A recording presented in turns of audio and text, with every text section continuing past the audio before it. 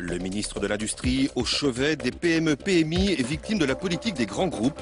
Christian Estrosi était en visite aujourd'hui en Moselle pour rassurer les chefs d'entreprise. Christian Estrosi veut faire passer un message simple aux donneurs d'ordre. Ils doivent respecter leurs sous-traitants. D'où ce voyage en Moselle avec une première étape symbolique à Fèves, chez AML. Un sous-traitant de pointe dans l'aéronautique.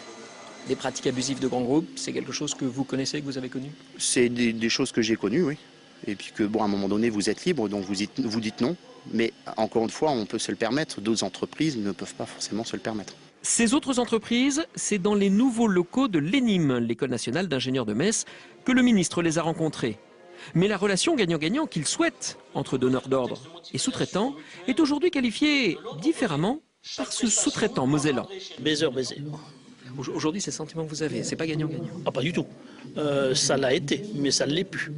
Pour le ministre de l'Industrie, ce type de situation est inacceptable, d'où la nomination d'un médiateur pour tenter de régler discrètement et pacifiquement les conflits avec les donneurs d'ordre, qu'ils soient français ou étrangers, comme ArcelorMittal en Lorraine par exemple.